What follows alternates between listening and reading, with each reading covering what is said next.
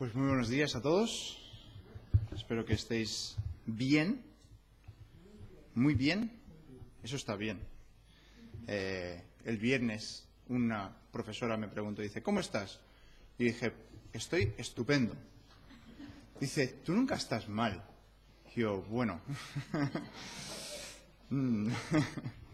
Y la cosa es que justo me lo estaba preguntando justo antes de mi peor clase de la semana, que es, si me hubiera preguntado después de esa clase, creo que mi reacción habría sido un pelín diferente. Pero bueno, 3 horas con adolescentes, y no cualquier tipo de adolescentes, sino adolescentes especiales, puede causar daños traumatológicos a cualquiera. La verdad es que si queréis orar por mí, el viernes de 3 a 6 iría genial, ¿vale? O sea, ese momento específico del día, bueno, os lo digo en serio, o sea, es broma, pero os lo digo muy en serio, es difícil, ese momento de la semana es malo. Pero bueno, el Señor ayuda y estoy aquí, o sea, ha pasado la clase y estoy aquí todavía, ¿vale? Si alguien os preguntara a vosotros, ¿quién es Jesús? ¿Verdad que hay mucha gente que diría, pues, una cosa, hay otras personas que dirían otra cosa, y hay varias respuestas que podríamos tener, ¿no? Muchas veces contestarían, quizás, fue un hombre interesante, que vivió con ideas quizás más avanzadas de su tiempo, ¿no? Es lo que muchas veces oímos, un revolucionario que tenía unas ideas que cautivaron a muchas personas. ¿Verdad que estas muchas veces es lo que escuchamos, ¿verdad? Pedro, sin embargo, ¿os acordáis de lo que dijo él, verdad? Él dijo que tú eres el Cristo, el Hijo de Dios, ¿no? Este dicho, estas palabras, la verdad es que nos indican realmente una identificación de quién es Jesús. Ahora, si tú hablas con personas, como puedes hablar con muchas personas, te hablan que quizás Jesús fue una persona que fue creada por Dios. Esto es un pensamiento que hoy en día se está haciendo más popular, que Jesús no es que fuera Dios, sino que fue un ser creado y que nosotros todos somos pequeños dioses que estamos en proceso de hacernos más como Dios, ¿vale? Como lo fue Cristo. Ahora, ese pensamiento no es cierto, para nada. No podemos pensar que nosotros algún día vamos a tener ser exactamente como el Señor Jesucristo. ¿Por qué? ¿Por qué? Porque somos humanos y sí que vamos a ir creciendo a ser en nuestra forma más como Dios, en nuestro ser más como Dios, pero nunca vamos a llegar a ser Dios. Y esto es importante. Ahora, hoy vamos a ir a 5 pasajes de la Escritura. Tú dices, ¡uf! 5. Bueno, sí, 5, pero intentaremos no alargarlo demasiado en cada uno de los pasajes. De hecho, vamos a gastar más tiempo en uno que en los demás. Pero quiero que vayas primeramente, si tienes una Biblia, a Juan 20. El libro de Juan, y es en el penúltimo capítulo de este libro de Juan, y en Juan 20 se nos dice un sumario, una razón de por qué Juan escribe este Evangelio. Y Juan lo deja bien claro, ¿vale? O sea, pues vamos a leer estos 2 versículos y creo que nadie va a tener ninguna duda de por qué Juan escribió el libro de Juan. Mira conmigo el versículo 30 y 31. Dice, hizo además Jesús muchas otras señales en presencia de sus discípulos, las cuales no están escritas en este libro, pero éstas se han escrito para que creáis que Jesús es el Cristo, el Hijo de Dios, y para que creyendo tengáis vida en su nombre. ¿Te queda alguna duda de por qué Juan escribió el libro de Juan? ¿El Evangelio de Juan?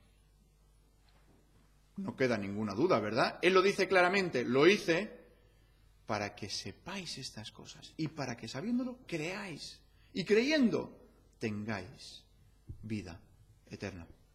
Antes de continuar, por eso queremos dedicar este tiempo al Señor. Señor y Padre Celestial, te damos muchísimas gracias por este día. Te damos gracias, Padre, porque hoy podemos estar aquí reunidos y poder disfrutar juntos la comunión. Quiero pedirte, Padre, que tú nos puedas ayudar a entender mejor tu Escritura, las palabras que están aquí escritas, para que nos acerquemos más a ti. Te pido todo esto en el nombre del Señor Jesús. Amén. Pues hemos visto que estas palabras se han escrito con un propósito. Pero, ¿de qué está hablando? ¿De qué cosas está hablando? Dice, estas cosas, pero estas, ¿de qué está hablando? Si volvemos al versículo 30, dice, hizo además Jesús muchas otras señales. ¿De qué señales está hablando Juan? ¿Qué es otra palabra para una señal? Milagro, muy bien. Veo que estáis algunos por lo menos despiertos todavía. Bien. Ahora, hasta este punto en el libro de Juan han habido 7 milagros. O sea, tenemos aquí en el libro de Juan, dice Juan, he escrito estas cosas, estas señales hizo Jesús, ¿para qué? Creáis. Entonces, sería necesario volver para atrás y decir, vale, ¿qué señales? ¿De qué señales se nos está hablando? Y vamos a hacerlo rápidamente. Primer milagro en el libro de Juan, ¿cuál es? ¿Alguien se acuerda? Juan 2. Estamos hablando de una boda. ¿Alguien se acuerda? ¿Verdad? Este es uno de los milagros que, bueno, si no has oído este milagro, es uno de los importantes, ¿no? Es uno de los más maravillosos, que Jesús está en una boda con sus discípulos y falta algo, falta vino, ¿verdad? Ahora, yo no bebo vino, pero mi hermano sí. Mi hermano a veces en Facebook va poniendo fotos de vinos que ha probado, ¿no? Y va diciendo, este es muy bueno. Y de hecho tiene una galería de vinos que va probando y mira, este es buenísimo, no sé qué. Pues te va explicando. Pero en una boda, si tú planeas una boda, es horrible quedarte sin algo, ¿verdad? ¿Por qué? Porque es un día especial y quieres que todo el mundo se lo pase bien y has invertido quizás 2 años de tu vida mental pensando en esas 12 horas. Tanto tiempo y tantos nervios y tantas ganas que le pones a un día. Y después va. Claro, estos no eran como nuestras fiestas de 12 horas, ¿verdad? Que no tardan ni 12 horas. Las nuestras son más cortitas incluso todavía. Pero aquí los judíos quizás podían estar unos cuantos días de festejo. Imagínate que ahora falta el vino. Pues está Jesús. Y transformó una sustancia muy simple, que es el agua, a una sustancia que es muy compleja, que es el vino. Lo hizo sin decir nada, sin mover absolutamente nada. Él simplemente lo hizo con mover su voluntad. Hizo 450 a 800, no se sabe, de 450 a 800 litros del mejor vino. Que ese mestresala, que imaginaos un mestresala probando y diciendo, ¿de dónde habéis sacado esto? ¿Os lo imagináis o no? Es como un catador de vinos diciendo, este es el mejor vino que he probado en mi vida. Ahora, quiero que echemos un cálculo aquí mental, ¿vale? Esto es un buen regalo de boda. No solamente por su valor sustancial de decir, vale, tenemos vino otra vez, sino el mejor vino. ¿Tú sabes lo contentos que acabarían esos invitados? ¿Te acuerdas aquella boda que tuvimos, aquel vino? ¿Te acuerdas? ¿Os acordáis o no? Yo creo que si fueras a una boda así, yo creo que te acordarías. ¿Te acuerdas que nos sirvieron aquella cosa? ¿Te acordarías? Ahora, yo tenía un jefe en Estados Unidos que a él le gustaba mucho el vino y él era notorio de, quizás en una cena, comprar una botella de vino que costaba 400 euros. Ahora, tú y yo no estamos acostumbrados a gastarnos eso en una botella. Bueno, creo que tú y yo no estamos acostumbrados en gastarnos eso en nada, ¿no? Que se pueda gastar en menos de una semana o más. A mí me cuesta gastarme, bueno, no voy a decir cuánto me cuesta gastarme las cosas, pero me cuesta mucho gastarme el dinero en ciertas cosas.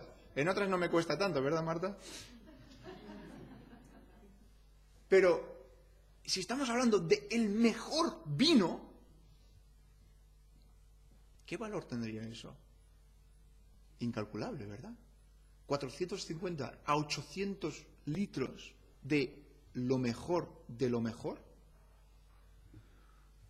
Vaya regalo de boda. Pero lo más importante, esto es en Juan 2. En Juan 2:11 nos dice que sus discípulos vieron su gloria, porque manifestó su gloria el Señor Jesús en ese momento.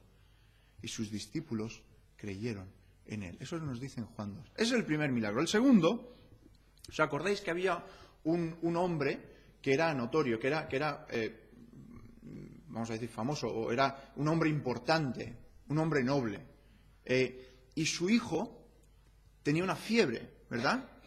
Y el Señor Jesús, cuando este hombre vino a él, le dijo: vuelve, que tu fe ya ha sanado a tu hijo. ¿Os acordáis de ese milagro o no? Eso es en Juan capítulo 4. Entonces el padre volvió para su casa y se encontró con los sirvientes que le estaban viniendo y estaban diciendo: no, que a tal hora su fiebre se fue. ¿Os acordáis de eso? Maravilloso, ¿verdad? O sea, eso como padre te llena de asombro. Cómo un hombre, ni siquiera estando cerca en la habitación, ni siquiera cerca del individuo, ni siquiera en el mismo pueblo, simplemente con la fuerza de su querer hacerlo, lo hizo. Después en Juan 5 tenemos otro. Tenemos al que comúnmente llamamos al paralítico de Betesda, ¿verdad? Y este pobre hombre estaba esperando su oportunidad de meterse en el estanque, ¿verdad? Y se quejaba, pobre hombre, porque claro, alguien siempre se metía antes que él. ¿Sí o no? Pobre hombre.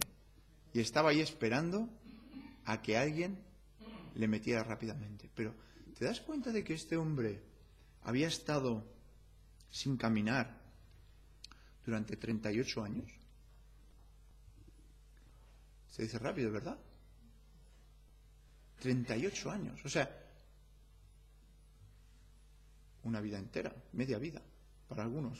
De los que estáis aquí casi media vida, pero para algunos de los demás, una vida entera. Yo tengo, no me acuerdo cuánto, 32. Voy a cumplir 33 este año. Mi vida entera, más unos cuantos años. Imaginaros estar toda una vida sin caminar, sin poder levantarte. Algunos de aquí estarían diciendo: qué bien, no tendría que hacer. No, pero esto no era algo bueno.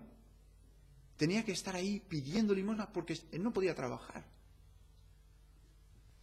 Ahora, este milagro es un poquito diferente al de la fiebre.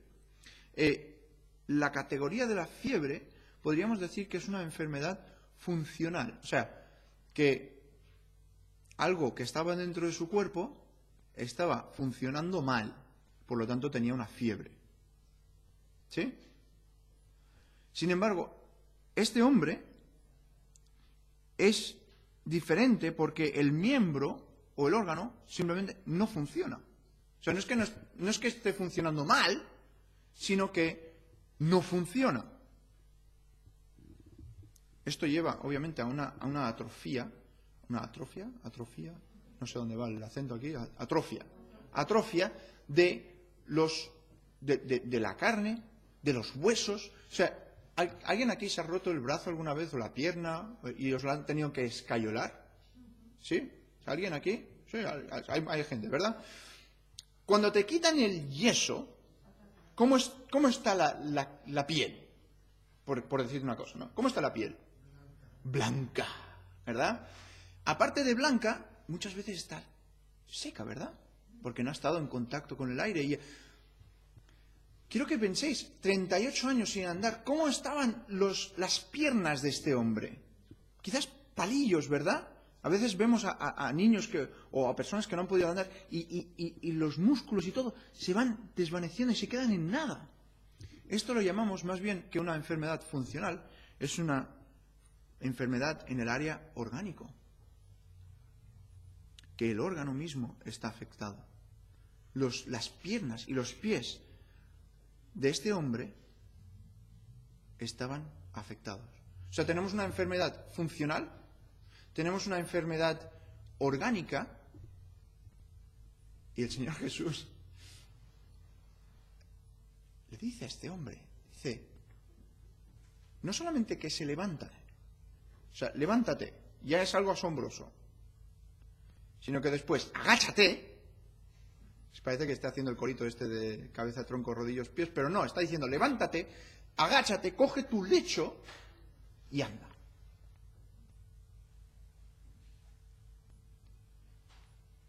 Asombroso, ¿eh?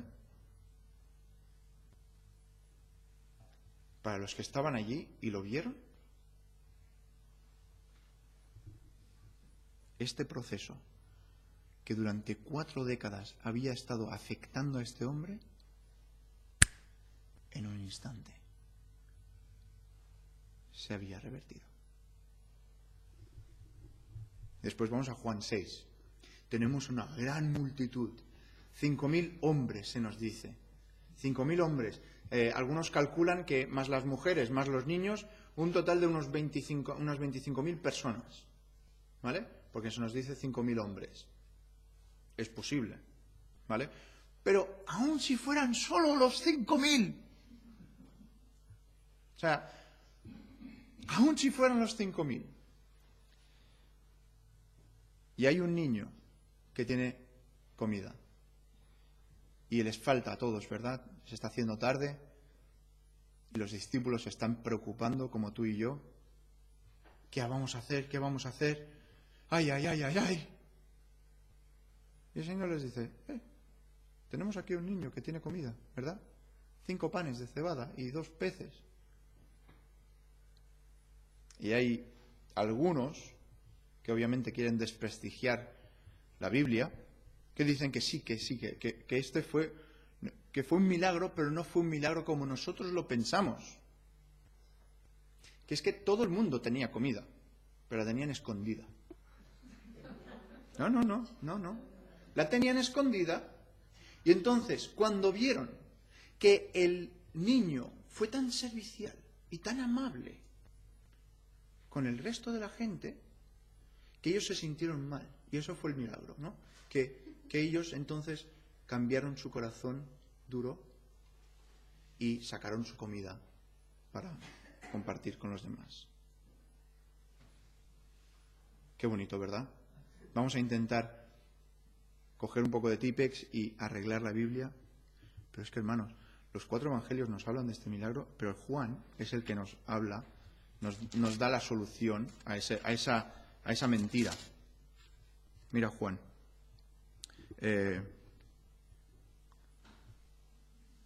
Juan, ¿qué he dicho? Juan 6, ¿no? Sí, Juan 6, versículo 13. Dice, recogieron pues y llenaron 12 cestas. Sí, no es que se trajeron mucha comida. No, pero es que 12 cestas de pedazos que de los 5 panes de cebada sobraron a los que habían comido.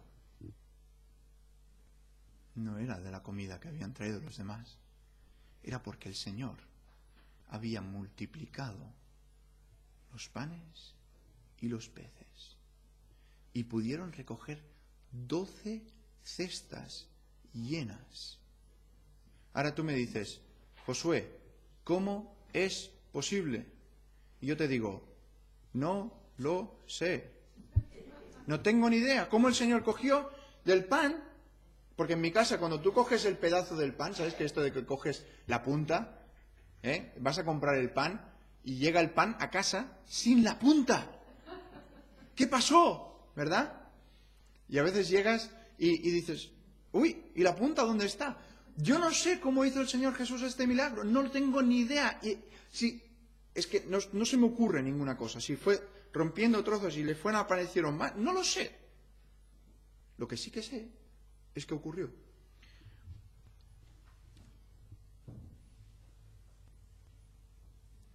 Pero darle a comer a más de 5.000, 10.000, 20.000, 25.000, no sabemos cuánta gente había ahí, no es de extrañar que estas personas, aquellos hombres, entonces, viendo la señal que Jesús había hecho, dijeron: este verdaderamente es el profeta que había de venir al mundo.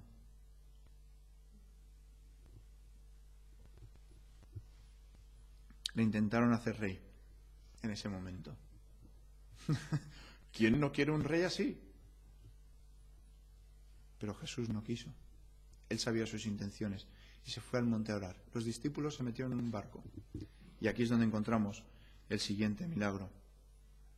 Que Jesús, ellos están en medio del barco, están remando para ir otra vez a Capernaum, ellos estaban al norte del mar de Galilea y ellos tienen que volver más hacia el sur y hacia el oeste, y entonces están intentando volver a Capernaum, pero el mar está bravísimo, está con olas y los pobres hombres están intentando remar, pero se han ido a la otra punta del mar. Y de repente, ¿qué pasó? Cuando habían remado como 25 o 30 estadios, vieron a Jesús que andaba sobre el mar y se acercaba a la barca y tuvieron miedo. Mas él les dijo: yo soy, no temáis. Ellos entonces, con gusto, le recibieron en la barca y aquí está el milagro, la cual llegó enseguida a la tierra a donde iban. ¿Te das cuenta? Ellos estaban 25 o 30 estadios, no tenían ni idea de dónde estaban. Y entró Jesús en la barca e inmediatamente llegan.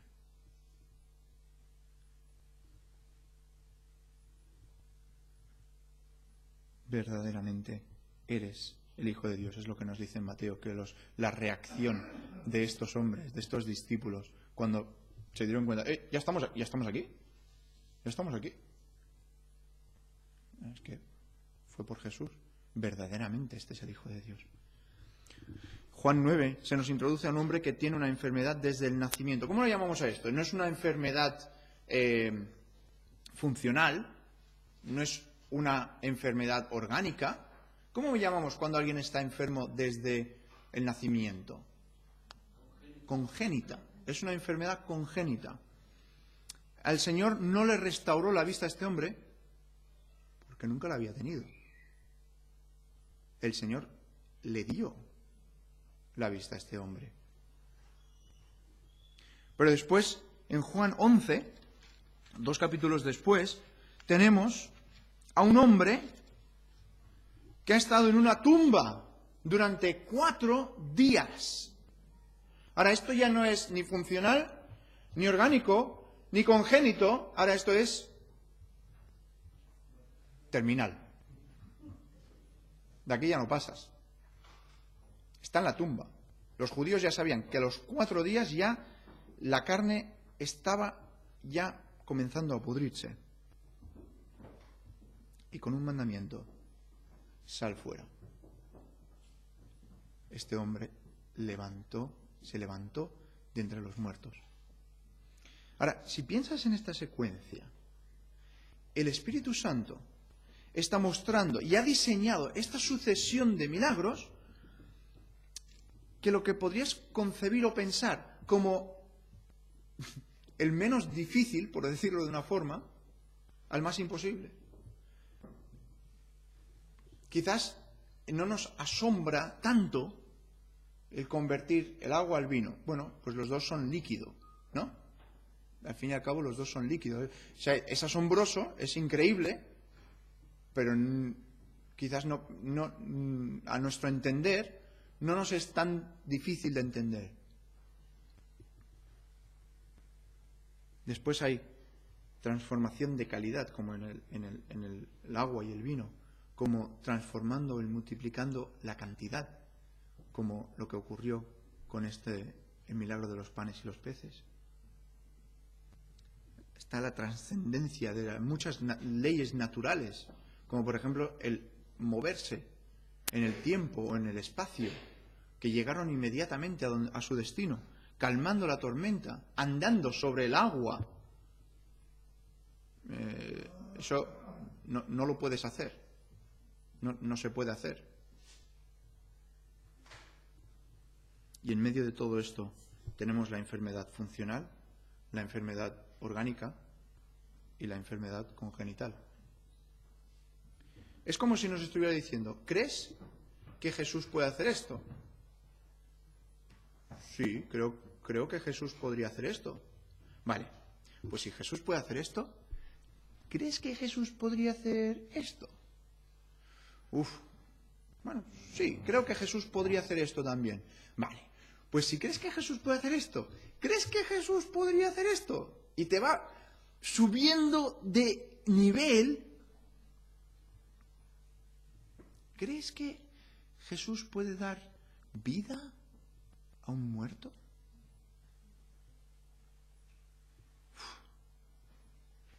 Mejor que lo creas, porque si no, para que creáis, para que tengas vida en su nombre, para que creyendo en Él que ha hecho todas estas señales, desde el agua y el vino hasta resucitar a un muerto, tengáis vida en Él. Ahora, ¿os acordáis de ese paralítico, verdad? Jesús lo sana, pero los fariseos se enfadan con Él por haberlo sanado, en el sábado, en el día de reposo. Y van a Jesús, y podéis ir conmigo a Juan, capítulo 5, y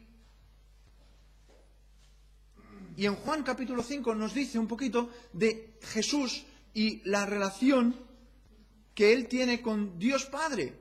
Y entonces tenemos aquí en el versículo 17, que dice, Juan 5, 17, y Jesús le respondió, mi Padre hasta ahora trabaja y yo trabajo, por esto los judíos aún más procuraban matarle, porque no solo quebrantaba, aquí, ojo con este dato, no solo quebrantaba el día de reposo, sino que también decía que Dios era su propio Padre, haciéndose igual a Dios.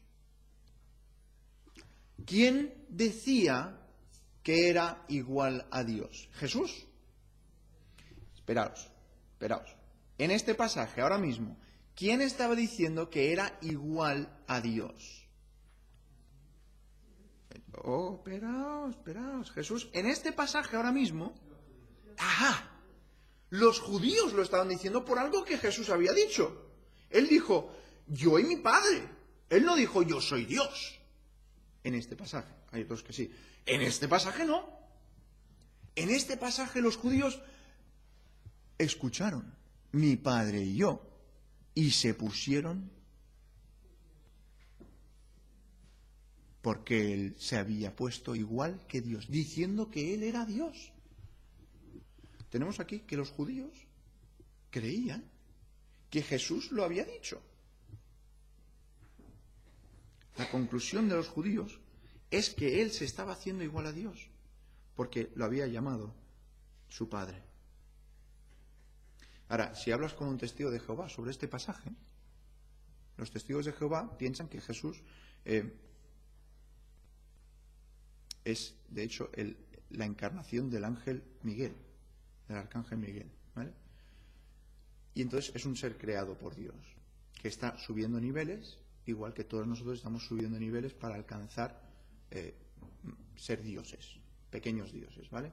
Y tenemos que tener cuidado porque hoy en día en la comunidad evangélica hay muchos que están empezando a meter todo esto dentro de las iglesias, de que somos pequeños dioses y que Dios está en nosotros para ir aumentando cómo somos dioses y seremos dioses. Ahora, ¿os suena eso de seréis como Dios? ¿Os suena o no? Ajá, hay algo ahí detrás, ¿eh? Los judíos pensaban que era Dios porque lo dijeron, se enfadaron con él por decirlo eso. Se enfadaron con él por decirlo. Ahora, ¿qué pensaba Jesús de todo esto? Ven conmigo, Juan capítulo 8. Juan capítulo 8, y hay una controversia con todo esto. Juan capítulo 8, ¿qué pensaba Jesús de todo esto? Mira, el versículo 53. Están aquí, ahora mismo no me acuerdo si eran los fariseos, judíos que habían creído en él. ¿Vale? Dice el versículo 31, judíos que habían creído en él. Ven, pues entonces, dice en el versículo 53, ¿eres tú, están hablando aquí los judíos, ¿eres tú acaso mayor que nuestro padre Abraham, el cual murió? Y los profetas murieron. ¿Quién te haces a ti mismo? Respondió Jesús, si yo me glorifico a mí mismo, mi gloria nada es. Mi Padre es el que me glorifica, el que vosotros decís que es vuestro Dios. Ahí la deja ahí, ¿eh? El que vosotros decís que es vuestro Dios. Pero vosotros no le conocéis, mas yo le conozco, y si dijere que no le conozco sería mentiroso, como vosotros. Pero le conozco y guardo su palabra. Abraham, aquí ojo con el lado Abraham, vuestro padre, se gozó de que había de ver mi día, y lo vio y se gozó. Y aquí los judíos se le quedan mirando y dicen, tú no tienes más de 50 años y Abraham murió hace 2000. Mira el siguiente versículo. ¿Qué me estás diciendo? ¿Tú te has encontrado a alguien que se parezca a ti más o menos en tu edad y te diga, tengo más de 2000 años? Tú dices,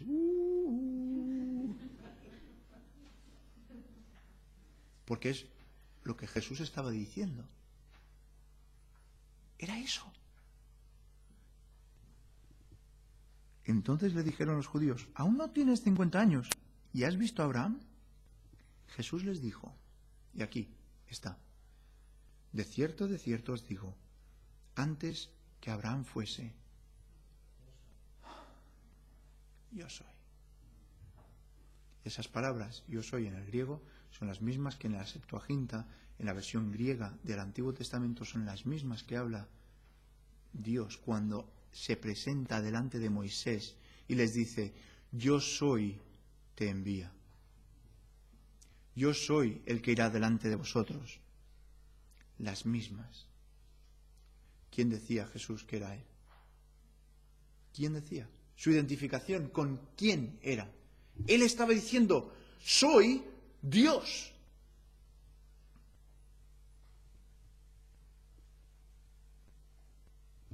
Pero ¿cuál es el punto de vista de Dios Padre? ¿Qué nos dice Dios Padre quién es el Señor Jesucristo? ¿Quién es Él? Pues mira, vamos a ir... ¿Con quién ha tenido todas estas altercaciones el Señor Jesús ahora mismo? Con los judíos. Y hay un libro que se escribe exactamente hacia este grupo de personas. ¿Cómo se llama ese libro? Libro de Hebreos. Venga, va, decirlo todos juntos. Hebreos. Se escribió para los hebreos, para los judíos, ¿vale? Y ves un segundito a Hebreos y dice, en los primeros versículos, dice, Dios, habiendo hablado muchas veces Dios, habiendo hablado muchas veces y de muchas maneras en otro tiempo a los padres por los profetas, quédate ahí un segundo, ¿de qué estamos hablando aquí? De el Antiguo Testamento. Versículo 1 está hablando del Antiguo Testamento. Dios, habiendo hablado de muchas formas, de muchas maneras, a los profetas. Ahora, ¿qué dice? En estos postreros días nos ha hablado por el Hijo, a quien constituyó heredero de todo. Pero mira lo que dice Dios Padre, de el Señor Jesucristo, de el Hijo. Mira el versículo 7. Ciertamente, estás ahí, Hebreos 1:7. ¿Estás ahí conmigo, verdad? ¿Sí? Ciertamente de los ángeles dice, el que hace a sus ángeles espíritus y a sus ministros llama de fuego, mas del Hijo dice, tu trono, decidlo conmigo, va, estas siguientes palabras, oh Dios.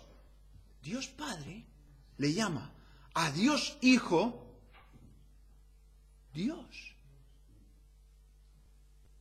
Dios Padre le dice, tú eres Dios.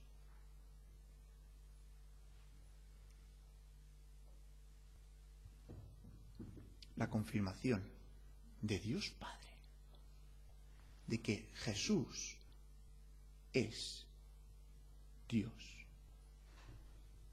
Si vas para atrás unas páginas, a 1 de Timoteo, capítulo 3, perdona. La semana pasada acabamos con uno de estos versículos.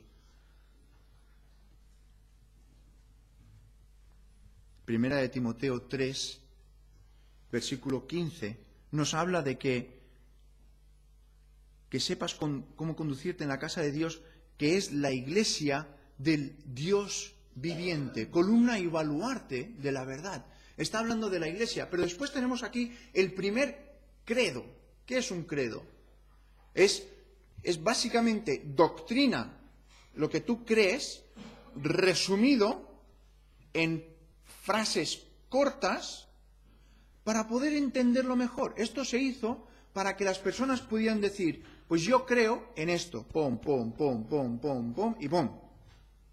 ¿Vale? Y entonces han salido varios credos. A través de la historia han habido pues diferentes credos que nosotros también tenemos un credo. ¿Vale? No hacemos mucho énfasis en ello, pero tenemos un credo también como iglesia.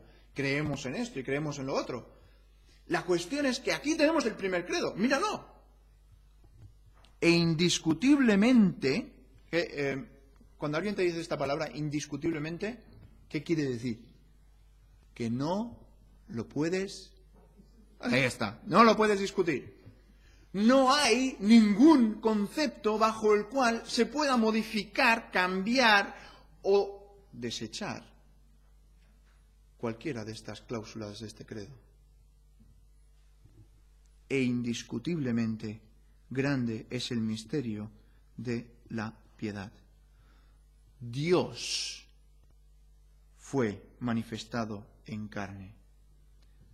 Y aquí, obviamente, elimina a Dios, pero se sobreentiende. Dios fue justificado en el Espíritu, visto de los ángeles, predicado a los gentiles, creído en el mundo, recibido arriba en gloria. ¿De quién está hablando? Del Señor Jesús. El Hijo es Dios. Y esto lo tenemos que anclar, lo tenemos que ahincar en nuestras vidas. ¿Por qué? Porque todo lo que creemos, todo donde radica nuestra fe, es en el Hijo. Que el Hijo vino, se hizo hombre y murió como Dios en la cruz, porque si no, no hay remisión de pecados. ¿Cómo empieza el libro de Juan? En el principio era el Verbo. ¿Cómo era? ¿Os acordáis o no? En el principio era el Verbo. Y el Verbo era con Dios. Y el Verbo... ¿Cómo? O sea, Juan, todo este rato nos has empezado el libro diciendo esto, después nos lleva con el Espíritu Santo, con la inspiración divina, a través de estos 7 milagros, para acabar en el penúltimo capítulo diciendo, estas cosas se han escrito para que creáis, para que creáis, para que creáis que Jesús es el Cristo, el Mesías, el enviado. Que el Señor nos ayude a poder afianzar nuestros corazones y nuestras vidas en el Hijo. Primera de Juan nos dice que el que cree que Jesús es el Hijo de Dios, Dios habita en él y él en Dios. Si no lo has hecho todavía, te invito a hacerlo hoy. Si lo has hecho, afiánzate más en él. Acógete a él. Señor, te damos gracias por este día. Queremos pedirte que tú nos ayudes a afianzarnos más en ti, a creer verdaderamente como tu palabra lo expone, que tú eres el Cristo y que moriste por nosotros.